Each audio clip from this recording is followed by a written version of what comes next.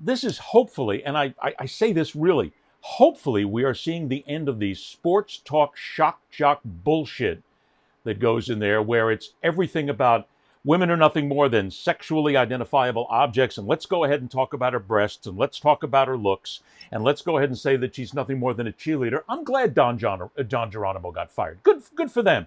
Good for iHeart for standing up, and they don't do a whole lot right. But that was just a stupid, idiotic, moronic thing to say.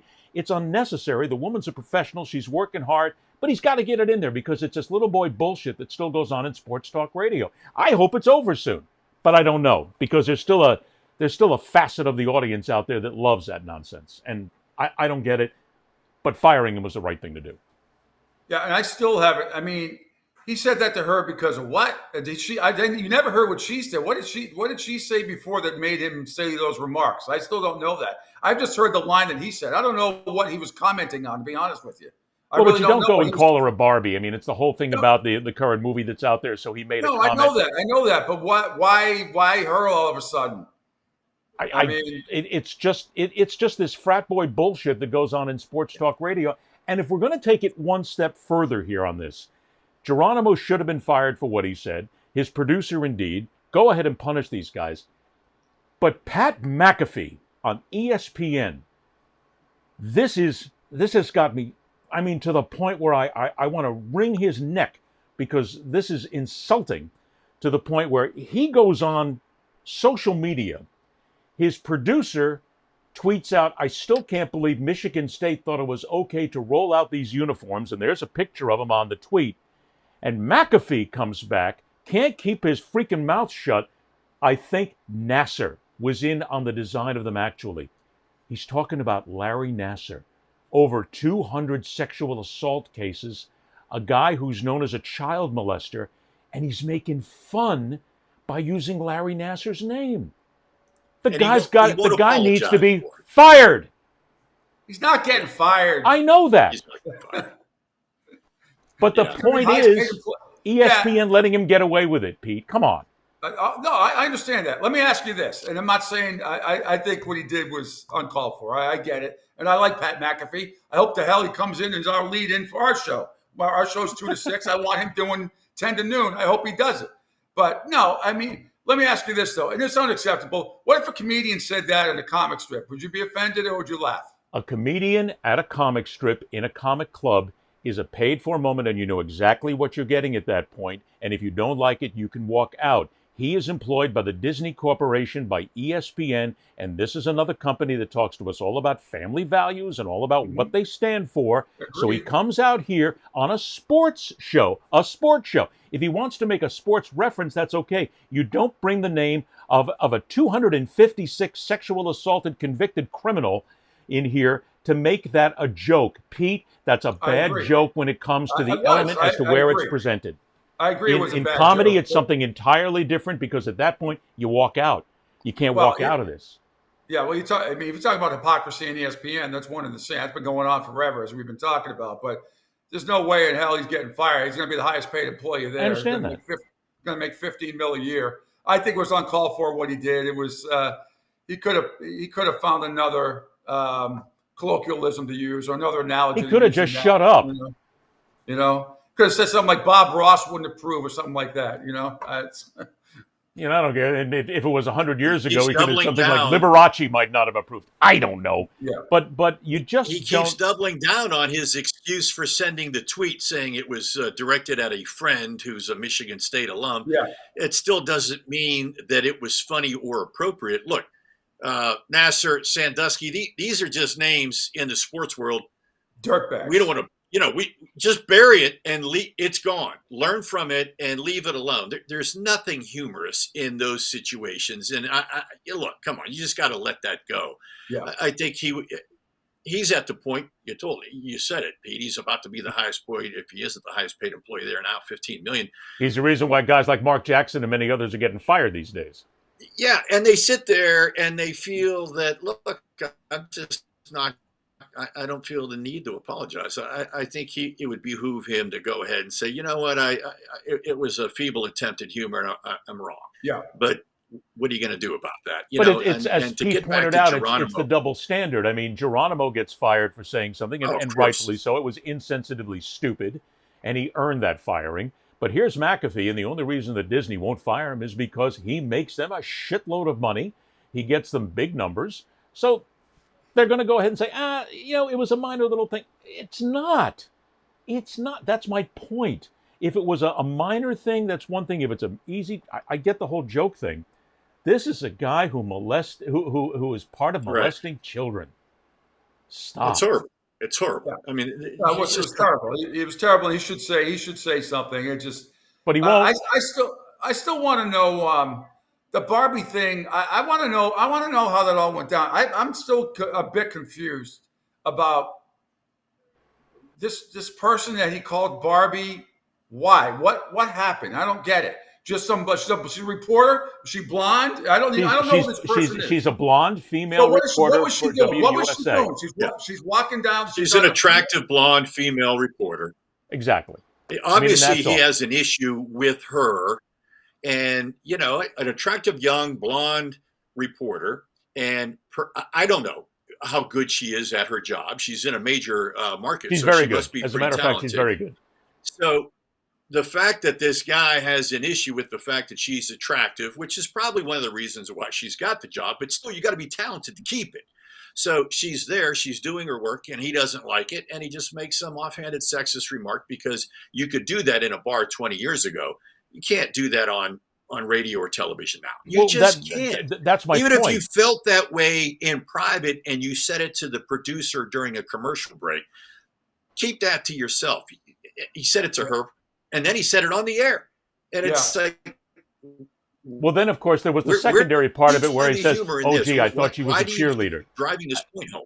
I mean, that's all he's doing. He's just driving home a sexist point on this. And I'm saying, come on, she's a professional doing a job. But this is the old frat boy shock jock sports talk radio, which really became the genre. Yep. Look, here in South Florida, we've got a couple of outlets down here that are nothing more than a bunch of frat boys, guys who are busy working to see if they can get their Viagra in every single minute to try and pick up women if they can. I mean, look, this goes back to a sports talk station here in South Florida who was doing a live shot from the porn show on Miami Beach, where they were doing, kid you not, a major outlet.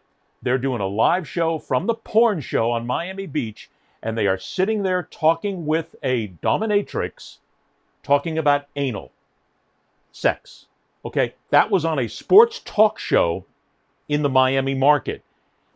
Those hosts are still on the air. They're still doing nonsense like that, and they get away with it. And the management goes, "Hey, look, as long as you're making money, we don't care." Although now what they're doing is they're shoveling network radio at them because these clowns can't make it, and it's become where the ownership wants to make a buck and walk away from paying anybody. Well, they do it because the sponsors aren't going away. And anybody who's watching, I'm sure we've all watched Private Parts. And when Stern was going from Washington, D.C. to New York, and then, a couple of sponsors bailed on him right away. But then all of a sudden, there come a whole bunch of more sponsors and more. So unless the sponsors are going away from the show, they're getting ratings. They're going to keep doing it. Now, once the sponsors leave and the money's gone, different story, obviously. But you consider how do they get away with it?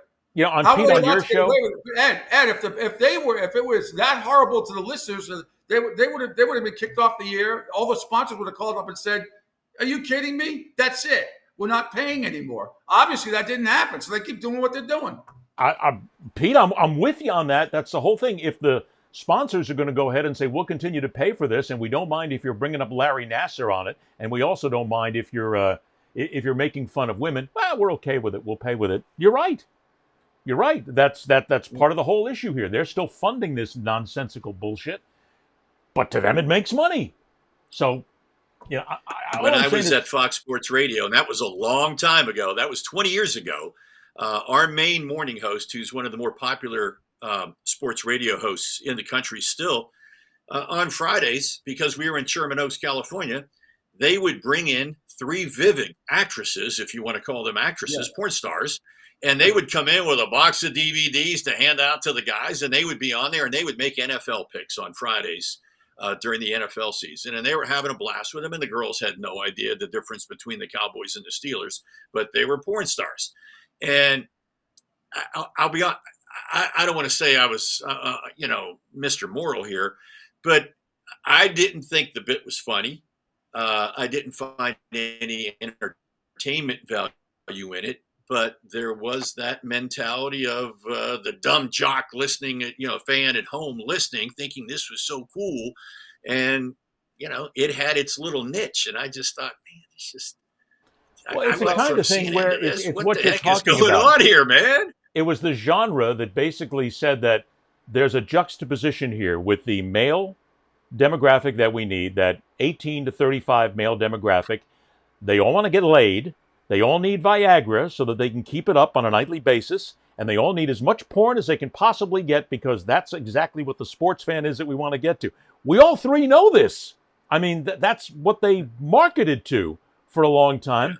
But they're still marketing to it in a lot of ways. It's sometimes you have to evolve and change, right? You just have to. But it seems like... well, that's the point. A guy like Geronimo hasn't evolved, and he's out of work. No. Okay. And you know what? He won't evolve even with his next gig. He'll get a job somewhere else, but he'll still be the same character. I don't know about that. Which is a shame. I don't know about that. But I remember in Boston. He may be careful what he says on TV, but he'll still be that same obnoxious person because that's who he is. Right.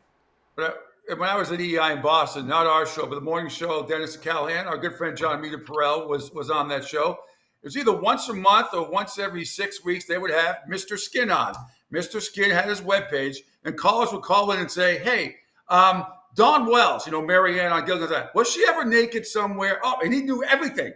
Like such and such. Does she ever show her breasts on, was there ever a nip slip on Charlie's Angels? Oh, you know what? If you go back to this scene, and people just call in with the most absurd questions about any type of nudity on television or in the movies. And this guy had all the answers. It was an unbelievable, it was sponsored. It was a rating success during that time spot. I don't think they don't do it anymore up there, I don't think. But that was it was so popular that it was insane. Here's that 20-minute segment. Pete, the other day, I in the mornings I go through listening to a lot of different radio stations, just to kind of hear what people are saying. And one of them I listen to is, oh God, come on, now it's hit me, the Toucher and Rich show, out of Boston. I know them. And what's that, 98.5? And I don't know the difference between the two voices actually, because I only pop in and listen. But I heard one of them just the other morning on top of this, and I don't think it was related, but he says, yeah, those broads at the bar. And I stopped for just a second, and I'm thinking to myself, really? It's 2023. I don't know which one of you said it, and I really don't give a shit. But you've got to talk about the broads at the bar. He's doing that on purpose. But he's doing that on purpose. A lot of time, I kiddingly sometimes we talk about shit on the air all the time, and I'm like, I say to my partner Craig, I say, what was your line back in the day? Like, hey there, groovy chick, like Greg Brady, type of thing. But it's nothing like generic thing. But you got to understand their morning show, what they're about up there. They're never going to get in trouble for saying that, because I know that it's just not gonna happen. Plus, the two of them haven't been really on the air together much this last year anyway, for health issues and a lot of other things. But as far as him saying broads on the morning show, I'm not gonna. I think if you know the show and you say, I'd have to hear the whole segment. What's the context? I don't think he uses that word like every other word, like broads, broads. I think he was making a half-assed joke. Probably didn't come off too funny. It sounded like something from the 1950s and early 60s. Broad, come on. Hey, Pete. What was the name of that website? The Skin thing? No, I'm teasing. I'm teasing. Mr. Skin, See, now that's a joke. Okay. That is a joke. That's a joke. And we can actually take the joke and we can say, okay, move on, because Jerome got rid of all those favorites on his internet a long time ago. But once I got married, I had to clear those browsers out.